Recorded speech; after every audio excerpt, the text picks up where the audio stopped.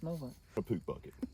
Yeah, I don't know what was in that. Friends, welcome back. I am Jason. This is my good friend Brandon. Here we are out here in the woods, guys, and what we're going to discuss is some tactics for staying a little bit stealthy. Stealth camping is kind of what I enjoy doing a lot of the time. Sometimes I'm forced into stealth camping situations because of the way that I travel. I don't always make the most plans, and sometimes I end up in places that I don't necessarily belong or not really allowed to be. So having a few of those tactics, just in case you should wind up in a situation like that, whether it be from, you know, the bug out situation when the zombies come or whatever, it's good to have some tactics in your tool belt so you can kind of blend into your environment and not get in trouble. Some rules of thumb. Situation ends up, you rolled your ankle, you're exhausted, you've been hiking all day, and you got no other choice. This is a good way to do it, and they'll never know. You're going to leave any trace behind, and you're going to be on your way. No harm done. You're not squatting, you're just passing through. Right. Tactic number 1. Obviously, if it seems like a man-made trail and it looks like it's been used recently, it's probably not a good place to be. Yeah. I mean, even game trails, like you think it's a game trail, it might be a trail that a hunter walks pretty occasionally or something. You know, or the family dog walks down it a lot, you know. Yeah. I know my dog's got trails like through the woods. Yeah, 100%. Yeah, they're well maintained.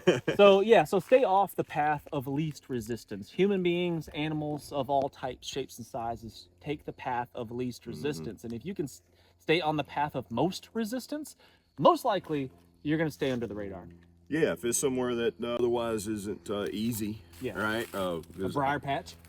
Yeah. I was born and I got raised some in the briar briar patch stories. I tracked a deer through a briar patch. That wasn't fun. Yeah. It didn't take the path of least resistance. I can promise you that. But 100% impressions. Yeah. And Low lying spots.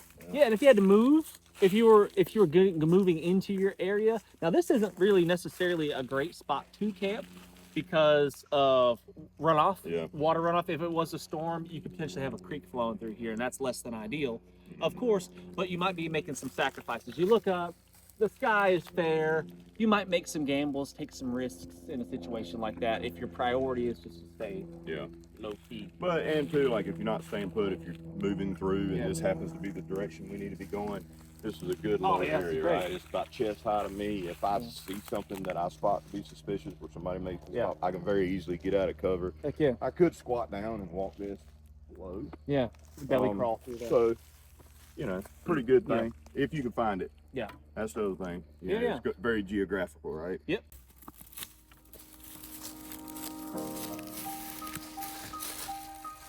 So obviously moving through anything that's not paved, you know, a really well-worn path is going to make noise. I mean, you can't help it unless it's wet. You know, that right there, that sound carries waves. Yeah, unless it's wet, unless it's actively raining or recently rained, walking through these leaves is going to make noise, but the crunching of leaves doesn't really carry too far. The snapping of branches, that right there makes a lot of noise. So if dragging your feet. So if you're just careful, you select your route, you know. What I generally do if I'm trying to move quietly through the woods, I'm hunting probably, it's what I'm trying to do. What I'll do is I'll look around, I'll scan my area, I'm looking for the game or whatever that I'm after. In this situation, looking for someone that might be looking for me. And then I'll scan the ground and I'll plan my route from here to there, you know, not very far, you know, less than 10 yards. I'll plan my route out and be like, okay, I'm gonna step there, and then I'll move, and then I'll stop and I'll wait. And if you're with a person, you step where they step. Yeah. Right. So you follow behind them and you step where they step. They already broke the thing. They already broke the thing. Yeah. Right? You know, that's something that I always have tried to do when I've been hunting with buddy, and that's the only thing I can really put to this that maybe can show some experience is a hunting situation, because you are trying to be quiet. Yeah, you're trying to sneak around, be seen or not be seen. Similar deal. I think of it as like I'm walking around in the deer's living room, and I don't want to misplace anything, because if somebody misplaces something in my living room, you'll know. Hey, that's not supposed to be there. Yeah, that's not where I keep Or the you remote. hear a sound that I shouldn't hear, right? So always step, like if Jason's leading, I'm going to step where he steps, and vice versa. Right. Yeah, and if you're working with somebody else, you're moving with somebody else, keep your chatter to a minimum, you know, only speak when you have to speak. Nonverbal communication generally gets the job done for the most part. You don't need to be carrying on conversations, because even whispers can carry in the cool air, crisp, cool air of the morning, you know, that sound can travel quite a long way. So keeping conversations down to a minimum. Next thing I like to think about is if you have a direction, let's say you're trying to I don't want to be like near a road. Like maybe that's my handrail is the road, right? But I don't want to be seen from the road. I try not to get too close to the road, be off of it, but also don't stay parallel with it. Have my general direction, find something I want to walk to, but I might zigzag to it. Not Because directly to it. yeah, because me as a hunter, obviously we're not walking on all fours like a deer does, right? So when I'm hunting, I'm looking for horizontal movement. It's easier to see horizontal movement because everything's vertical here. But if you're moving at zigzag, it kind of messes with distance, depth perception. So if you are getting spotted, it's way easier to be spotted if you're just walking a straight line the entire time. Yeah, easier target to hit too. Every now and then, every now and then, stop by a tree that's big enough for you to hide behind. Yeah. Hang out for a minute. Yeah, look like move to the next piece of cover or concealment, right? So you see this big tree here, that's cover and concealment. I can hide behind that. Yeah. I move to that thing, and then I assess the situation and plan my next route, like we talked about earlier. Well, here's the thing. It's one thing like to be, because you're going to make some noise. Let's face it, right? Yeah. But if it's sporadic versus continual noise and a continual distance or a continual direction, it's a little bit of noise stops and noise goes away for a couple minutes. If something, or because you also got to think about it, is wildlife can give you away. Oh yeah, for sure. Yeah. Freaking squirrels. And you don't want anything to freaking see you, right? And yeah. you know, it goes to turkey hunting, right? When you're turkey hunting, I've had more deer screw up a turkey hunt because the deer spotted me and spooked the turkey. Blowing and scare everything off. Yeah. So I'm trying not to be seen at all from anything with eyeballs if possible. So starting, stopping, being smooth. Don't worry about speed. You know. Zigzag. Move slower. Yeah. Patience. It's not like so many people are in a hurry, you know, and they're in a hurry to get from A to B, but you got, like, if you're trying to be stealthy about it for whatever reason, you gotta slow down. Slow way down. Yeah. So that's probably a really big one. And let's say, you know, you think that you might have eyeballs on you. Stop moving. Just do not move. You wouldn't believe how easy it is to disappear into the background if you just don't move. If I just stand completely still, even with this bright shirt that I'm wearing right now, people walking by on that trail will probably just walk right by and not see me. If I move, immediately, immediately they see it. That's right. That's true. And head movements and stuff like that, you hear a sound, you got to be disciplined not to do this, because that fast movement is easy for the human eye to pick up. But if you slowly turn your head that way, your eyes move side to side for a reason. If you don't have to move your head, don't move your head. Yeah, that's a big one. One of the things that I always look for is getting far enough off a trail or path or whatever it is that I'm moving through, getting far enough off as possible. You know, that's reasonable. There might be houses and stuff around like there is here. But even in this spot right here, I look for low-lying, semi-like concealed areas. You know, just right here. If I was to camp out right here, like again, we talked about watching out for, you know, flooding areas. In some places, flash floods might be a thing. That's not usually the case here. You might get a little wet, but most likely not going to be a flash flood. But if you got dense vegetation that you can conceal yourself, at least two layers of vegetation, because it's difficult for the human eye to focus on something behind 2 layers of vegetation. Pick a spot that doesn't immediately stand out at my eye. So if I look through these woods and just glance around, my eye immediately goes to bright things and then holes, like where I can see a long ways. My eye just gets drawn to those, but my eye glances over this area where I can't see very far. And that might be where I set up my camp. Pretty helpful as far as blending into your environment. Keeping your shelters low to the ground. Colors, earth tones, doesn't necessarily have to be camouflage, but it helps. And you talked about straight lines. Try to avoid as much horizontal lines as you can. But use your stuff to help camouflage. There's tons of leaves here. And there's elevation changes here. So it's not odd to see leaves that are doing this, right? So find something, there's a pretty good hump over there. You know, you could use that and get up in the leaves. That's right by the road. Move some leaves around. Look like the woods, the floor of the woods. You got to be quiet doing that too. It's weird, right? It's a crazy subject because the littlest thing could screw the whole thing up. So I would say when it comes to shelter, do as little as possible. Set up the minimum, like whatever is the minimum to keep you out of the elements, keep you warm enough to where you're not going to die of hypothermia, because you know that's. If it looks like you built a fort, it's going to look like cutting down things, chopping. Like you can't be chopping stuff. None of that stuff. Use easy to untie knots that you can quickly untie, and you're not shaking. You know, if I'm tying up to this thing, let's say I don't know, I strung my hammock up to this thing, which is strong enough to hold me in a hammock. But if I'm in my hammock, look at that. Yeah. Like you move just a tiny bit in your hammock, and that treetop does that. Not only do you see the treetop, but now the leaves are falling. Yeah. It's like it's super obvious. So you got to be careful about things like that. Right. We all know the importance of fire, right? And one is morale booster. This is probably not the time for it. Right. Clean water, get fresh drinking water out of that, warmth, but it also can give away your position. 100%. So not just the light, but the smell. Yeah, smoke carries a long ways. You can see the smoke from a long ways away sometimes. And it gets people's attention, right? Because something's on fire. Right. So how do you go about mitigating that in a situation like this? Yeah. If you really needed it. Yeah. That would be the first thing. First of all, you gotta don't decide. don't have a fire. That's you got to one. decide. You desperately need this fire. If you had to build a fire for warmth, use as dry a wood as absolutely possible, because if you don't, it'll smoke a ton. Anything wet's gonna smoke like crazy. And so stay away from pine needles and things like that, because they smoke a lot. Even when they're dry. Yep. And if you could build your fire if it's for warmth, and you're building a fire for that, down in a depression like this where the flames can't be seen from anywhere other than right here, essentially, that would be the way to do it. Dakota fire holes, we've done videos on those in the past. Or just digging it. I think they call it a snake hole, snake fire. Well, I forget what it is, but basically, in a bank like this is perfect. Yeah. So you dig into the bank, and then you dig a small little chimney hole down to the fire. So you got yourself a little fireplace. Essentially, you're making a fireplace. You have a fireplace in the bank. You dig a little chimney hole, and then you feed your wood through the front side, and you can cook on it, and it keeps everything hidden.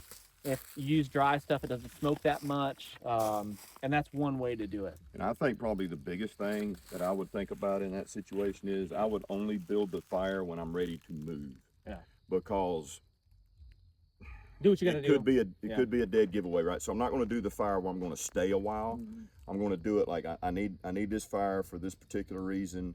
I'm going to make it as quick and as efficient as possible. I'm going to snuff it out, try to leave no trace, and then I'm moving. It's no different than the shoot and move, sniper, right? Sniper takes your shot, he moves. Right. Yeah, and that's another reason to do a fire like that, because you can literally just, with the dirt that you excavated, you bury it. You bury your fire, it's out, you cover it with the leaves, like you're out of, and there's no sign of it. And the ground around here is so wet and moist, like it's not going to be a hazard to anything. It's going to go out. So definitely do, in my opinion, do the fire when you're ready to leave that location, because if it does give you away, people are going to come to that location. Right. And you're already gone. And you've already moved on. Yeah. And we want to go that way. Right, because so here's the thing to think about. Like earlier, we kind of talked about making a plan, ahead of you where you're going. Like right now, we can see this house over here. Yeah. There's some assumptions that are safe to make. One, somebody could be outside. Two, they could have a dog. The dog's going to hear you. Yeah. Or smell you, or both. Yeah. And I know for me, like I know my dogs have kind of specific barks. It kind of seems like like they can do a certain time. I'm like, that's and different. you know when it's the bark. It's the bark. Like they see something that's not normal, right? It's not the normal rabbit that they've been seeing. So coming up to a house, you got to think about like, how am I going to get around this thing? What kind of distance do I need to keep off of it? Because if you tip off a dog, or in my case, my donkey, right? Guard donkey, because we haven't got guard ostriches yet. We're gonna get guard ostriches, not yet. It's in the works. Budgets are tight. I can't even film at my own house because of that freaking donkey, man. But I'm out in the woods trying to do the thing. I'm like, shut up. But so yeah, I mean, you need to think about that, and how you're going to do that. Obviously, figuring out a distance, and you got to go ahead and make a plan. Like I'm going to keep this. That's your new handrail. Yeah. How do I get around this without potentially tipping off a pet or an owner or a kid that may be outside and they run inside? Dad, there's somebody in the woods, Yeah, I mean, depending on where you are, I mean, it's inevitable. You're gonna hit a dwelling. You're gonna make noise. You're gonna run into houses, farms, fences. There's gonna be animals. There's gonna be. It's inevitable. Yeah, it's not gonna be easy for sure. So. Yeah. But again, I mean, just do the best you can to kind of mitigate that and pick your routes wisely. Okay, the zombies are upon us, and we're trying to cover some ground. Maybe we are using the roads, but we're using them as efficiently we're trying to get there as quickly as we possibly can, so we can get off that road as quickly as we possibly can. Maybe that's the solution. I don't know. I mean, it could be like, say, this situation. We know right now, we heard a car go by, there's a road right there. Yeah. So maybe this is the time to make that decision to take a little bit of a gamble. Yeah. I'd almost rather gamble getting to the road and walking down the road to get past the house, because that's more normal than me walking around the house through the woods looking all creepy. Right. Yeah. So now might be a time you go, all right, I'm going to gamble. Yeah. I'm going to go to the road. I'm just going to walk down the road until I get out of this situation. And then I'll dump back into the woods. Yep, you know? For sure. So be okay with that failing, right? Because it's a gamble. It's a gamble. That's right. Yeah, and if you do get into trouble on the road or whatever, you know, for whatever reason, you could always tuck off that road pretty easily and pretty quickly. And as long, like we said, as long as you get off and behind some cover or concealment, and you stand still, you sit down, get against a tree, lay down on the ground, get low, super low to the ground. I mean, if I laid down like anywhere over here, I mean, if I got right here and I laid my body down like this, I mean, there ain't no way anybody will see me until they're like standing on top of me. So, and they got to make the decision too. Are they going to really pursue you? Because they don't know what they're dealing with, right? Right. Why? Yeah. And if they're pursuing you, now you know they have probably ill intentions towards you, and you can act accordingly. And you are in a position of a significant advantage because you're sitting still, you are not moving, and if you have a way to defend yourself, I mean, God forbid we ever have to do anything like that, but you have a way to defend yourself. You are in the superior position already, and don't give that up. You know, be patient, sit still, wait. You know, more than likely they're not going to come in after you. That's not very smart. I would not. I wouldn't. That would be really stupid. Yeah, it'd be really, really stupid to do that. So, same thing. If let's turn this around. You're the homeowner, right? You're the homeowner, and you hear that guy up in that woods or whatever, or maybe you see that guy up in that woods. I mean, you could pursue this fella if you chose to, or you could stay back at a position of cover and concealment, and you could just hang out and see what happens. I know what I would do. I wouldn't go running off into the woods only to be ambushed for a guy hiding behind a tree with a 22. Yeah, he may not be alone. Right. Yeah, you don't know. You don't know. You may see one guy, but there's three more. Yeah, right? just make smart choices and stuff like that. Situations, people get weird in like emergency, disaster kind of situations. They get really crazy. They make irrational decisions, or possibly take advantage of a situation where, you know, help's not coming. So just be smart. There's a time to be the hero, and there's a time to make smart choices. Just like the home intruder situation. You know, you hear that bang on the door gets kicked in. Don't go out there and investigate that. Get back in that corner, that dark corner of your room, and just wait. Wait for them to make the mistake. And just wait. So yeah, those types of things. Just thinking it through, making good choices, I think is going to be that's for everything in life, right? Yeah, caution is typically better. Give my better. poop bucket back. I'm sorry. Dang it, man. It's a good size. I mean, it's pretty good. It's pretty good. So like to see the light. Can you see me? Flashlight's a pretty handy dang tool, but if you're trying to blend in the darkness, it's not a very handy tool. Don't do that. One of the simplest things that I do is this right here. I cover up my flashlight with almost all of my hand like that. I turn the flashlight on, and then I only release as much light, just enough to see what it is that I'm trying to do, right? I dim the light obviously as much as I can, and then I only release enough light to kind of see this thing right there, what's in front of me, and then I cover it back up, and then I use a little bit of light right there. That's if you're using white light, obviously. So keep it to a minimum. Keeping a red light on you is a good idea. If you have the ability to have a light that has a red light option, for two reasons. One, I mean, light's light. Red light's just as easy to spot as white light in a lot of cases. But for you as the user, your eyes adjust quicker to the darkness again than using white light. Yeah, it doesn't kill your night vision. Yeah, but that's the other thing too. Try to move as much as possible without the light. Yeah. Believe it or not, most of us, I mean, some of us have eye conditions and things like that, but most of us, we actually have decent night vision, right? I mean, we can see it pretty good in the dark, you know, for most cases. So try to minimize your light. Stay off your phone. Yeah. Like you can see a phone screen pretty easy. Even in the pocket, like if the screen's facing out, you can see that thing light up. Watch out for that. It goes up from a long ways away. There's a debate, you know, in crazy situations. Should you be moving around at night? Should you become a nocturnal, raccoon? Or should you, move during the day? And okay, so if I move through this area at night, I'm going to make more noise than I would during the day because I can't see what I'm doing. So unless I've got night vision of some sort. And that's not in everybody's budget. And you walk through that spider web and you turn into a ninja. Watch out. Every time. It was a big one. So yeah, you're gonna make more noise at night moving through, even with night vision. You're gonna make more noise moving through a place in the darkness than you would during the day. So you gotta kind of figure that out. I know a lot of people say, "Oh, you only move at night. That's what you do," and I'm like, I don't know. Maybe it depends. Yeah, it depends on the situation. Daytime movement might be the smartest tactic. I think it really depends on where you're at. Yeah. Especially if you're in an area where there's homes here and there.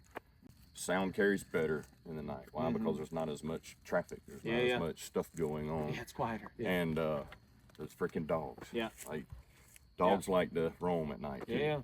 So, yeah, for sure. Speaking of light, too, during the day, like try to stay in the shadows. Yeah. Yeah, out of big bright spots. Yeah. Yeah. Try to stay in the shadows and move with the shadows as much as possible, and don't try to stay out in some bright light. If you are moving it out and you're close to a road and it's maybe like at a turn or something and headlights are coming across, like be cognizant of that sort of stuff, because if you got something on like a watch, like a bright like metal watch, or you've got glasses on, reflective surfaces. Things. Yeah, you can see that from a long way. Some guys with sunglasses, I've seen that shine from a long ways off, walking through woods, even dark woods, you see it shine. Yeah, that's for sure. And things with like a direct light, like a headlight, like that really pops all of a sudden and catch somebody's attention. Not that they're going to pursue that. Right. But like, what was that? Somebody might be curious. Yeah. We touched on smell a little bit when we talked about smoke. Smell's another one. I mean, you know, body odor and colognes and stuff like that obviously is going to be a thing. So that might make a decision, you know, like say I do want to walk around this house. I pay attention to the wind, right? If the wind is blowing in this direction, right? It's moving. I know the house is there. Wind is moving in this direction. Me walking this way is a bad idea because my scent is going to be carried to that dog that's waiting over there resting. But if I went this way around the house, my scent is going to be carried away from the house and not towards it. So things to be considered. Don't cook food if you don't have to cook food. That smell carries a long ways, especially with hungry people. So yeah, you get hungry, you smell stuff, man. I've been really hungry before, and I could tell what you ate for lunch like yesterday. Kid from the Goonies, he's like, Rocky Road. That's right. You smell ice cream, man. That cat's hungry. And he hadn't eaten for like 3 hours. Like he was starved. Yeah, he's gonna die. So yeah, so smell is a thing for sure. Not as important for humans, but maybe more for dogs. But yeah, humans can smell things from a long ways too. Any other things, any tips? I mean, I think a lot of it's a tough subject. But it's cool to think about. Yeah. Like, it's really cool to think about and stuff like that. And then you know you got your professional tracker like Craig coming in behind you. So figure out how to hide from Craig is probably a really good thing. Yeah. Guy can freaking track anything. Yeah. But try to leave no trace and don't stick around too long, but don't move too fast. It's kind of a delicate line. Yeah. You know? Stay still, but move. Stay away from the dogs, man. Yeah. The dogs and the donkeys are gonna ruin the whole game. Yeah. The donkeys and the ostriches. Yeah. What do? Like you bark back at them, pretend you're a dog, and then the owner's like, "Oh, it's just another dog." Yeah, I think that's what you do. Practice on you barking. Yeah. Maybe that's the secret. Yeah. All right, friends. Let us know what you think about it in the comment section. Ask lots of questions. Tell us what we're wrong about. Yeah. That's my favorite kind of comment. So, and we'll jump in the comment section when we post this video. So I'd appreciate that very much. Hit the thumbs up, subscribe if you haven't done so already. We're on Substack. I've got a website now, which is fantastic. Love to see you guys there as well. Until next time, what's the worst that could happen? Jason can make you go on a ruck. Or you could mistakenly put a poop bucket on your head. Back to camp. Don't do it, man. Don't do it. Before I step. Stepping. I can't.